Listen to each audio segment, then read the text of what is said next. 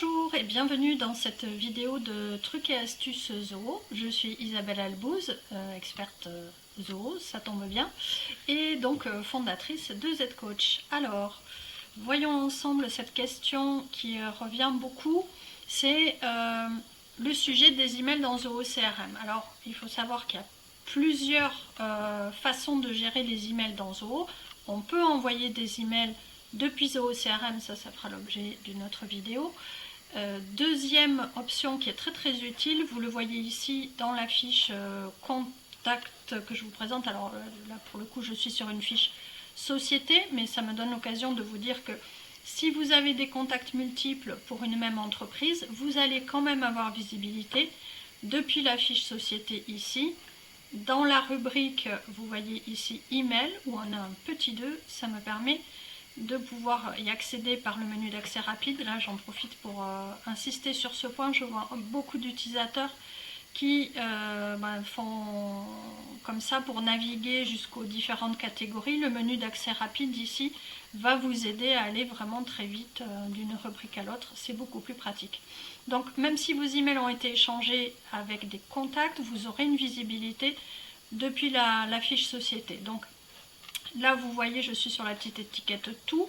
Je vois tous les contacts qui ont été échangés entre moi, mon email professionnel et ce contact, donc, dont on connaît l'email dans sa fiche. Si ce contact a un email perso, un email pro et qui vous écrit une fois de l'un, une fois de l'autre, ça va être compliqué parce que le système se base sur le contact principal de sa fiche. Et tout ça pour vous dire aussi que vos emails personnels ne remontent pas dans Zoho CRM. Ça va être uniquement les emails échangés avec les contacts pour lesquels vous avez l'email identifié dans leur fiche. Voilà. Donc retournons par notre menu d'accès rapide à la section email. Vous voyez ici, donc j'ai une petite étiquette tout puisque je peux voir les emails envoyés depuis Zoho CRM. En l'occurrence sur cette fiche il n'y en a pas. Je peux voir les emails qui ont été émis depuis les boîtes des autres utilisateurs qui ont aussi connecté leur messagerie. Vous ne voyez pas les mails des autres utilisateurs si vous n'avez pas connecté vous aussi votre messagerie, mais si vous l'avez connecté, vous allez pouvoir voir aussi les messages échangés par vos collègues. Donc ça c'est dans l'optique du travail collaboratif. Et rassurez-vous, si jamais vous échangez des contenus confidentiels avec les clients, vous avez des options dans le paramétrage de l'intégration email qui vous permet de choisir que ce soit en privé ou que vous décidez message par message ce que vous faites remonter par CRM ou que ce soit en public. Et là donc en public tout le monde va voir. Donc là évidemment il n'y a que moi, je vais pouvoir consulter les mails que j'ai envoyés et si je clique dessus je vais pouvoir consulter leur contenu. Donc Zoho dans ce cas là se comporte vraiment comme un client mail, exactement comme quand vous consultez vos emails depuis votre smartphone. Donc c'est un accès distant IMAP, les messages ne sont pas stockés physiquement dans Zoho. Si c'est vous qui êtes la personne qui avait émis l'email, vous pouvez aussi répondre depuis ici. Mais la plupart du temps, on ne répond depuis ici que quand on veut utiliser un modèle Zoho. Quand on veut répondre à un message qui est entièrement personnalisé, on le fait plutôt directement de sa boîte, d'autant plus que la réponse va aussi remonter dans le CRM. Donc voyons comment on parvient à faire ceci. Donc ça, vous pouvez normalement le paramétrer même quand vous êtes utilisateur. Sauf si vraiment vous avez enlevé les droits. Donc là vous voyez quand j'accède à la roue des paramètres, puisque c'est là que ça va se passer, la roue des paramètres, c'est tout à droite ici, la roue crantée, dans le bandeau horizontal de menus de Zoho. Donc quand je clique dessus, là vous voyez, moi j'ai énormément de menus parce que je suis administratrice, mais vous en tant qu'utilisateur, vous aurez un menu beaucoup plus épuré avec juste quelques options qui vous sont autorisées à l'accès. Et normalement dans cette rubrique canaux, vous devez avoir accès à l'email. Quand vous accédez là, le paramétrage de votre messagerie, ça se passera sur le deuxième onglet ici. Vous voyez que là, j'ai une intégration qui est déjà prête. Donc ça c'est l'exemple de Gmail. Il y a en fait deux cas où vous allez pouvoir connecter les messageries juste en saisissant votre identifiant et votre mot de passe. C'est si vous êtes sur la suite Google ou si vous êtes sur Office 365. Dans ce cas-là, ça peut vous connecter automatiquement juste avec ces informations-là.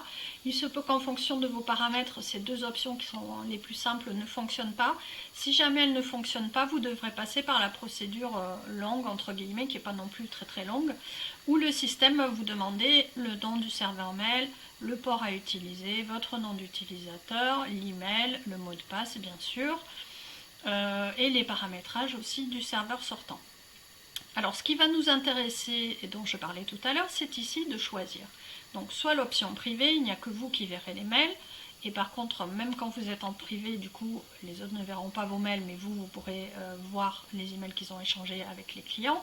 En public, tout le monde va pouvoir consulter les mails que vous échangez. En personnalisé, il faudra que vous fassiez une démarche volontaire pour dire au système d'aller mettre cet email précis en partage. Sinon, par défaut, ils ne seront pas visibles. Donc ça c'est une option qui est quand même un peu contraignante, du coup on ne l'utilise pas trop, mais elle peut tout de même servir dans certains cas, si vous échangez parfois des contenus confidentiels et que ça poserait vraiment trop de problèmes, que ce soit du coup accessible à tout le monde. Donc vous allez voir, c'est assez simple.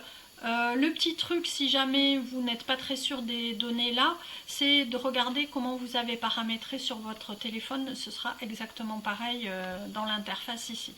Je vous précise aussi que vous avez la possibilité d'exclure des domaines. Donc il suffit de taper sans www, juste le nom de domaine lui-même, et de taper entrée, et quand il vous le valide, vous voyez, il est passé en grisé. Ça permet, si jamais vous avez, comme c'est le cas pour moi, j'ai fait plusieurs fiches de test, donc mon adresse email est présente dans CRM, et dans ce cas-là, tous les mails qui me sont adressés vont remonter dans CRM, puisque j'ai une fiche. Si j'exclus le domaine de mon entreprise, ça va permettre que dans ce cas de figure-là, les emails entre collègues ne remontent pas dans CRM, même si vous avez aussi des fiches dans CRM, ce qui est assez courant, ne serait-ce que pour permettre à tout le monde d'accéder très facilement aux coordonnées des autres. Parfois, on le fait, de saisir les coordonnées des employés dans l'interface Zoho. Donc vous voyez, c'est assez simple ce volet-là. Ça se connecte très bien, ça marche très bien, ça se déconnecte rarement. Ça peut arriver, d'ailleurs si vous avez l'impression que certains mails ne sont pas remontés, c'est la première chose à faire, allez vérifier si votre intégration ne se serait pas déconnectée. C'est pas très fréquent, ça arrive moins d'une fois par an, mais ça peut se produire. Donc voilà, j'espère que cette petite manip vous sera utile, et je vous souhaite une excellente journée. À très bientôt pour une prochaine astuce Zoho.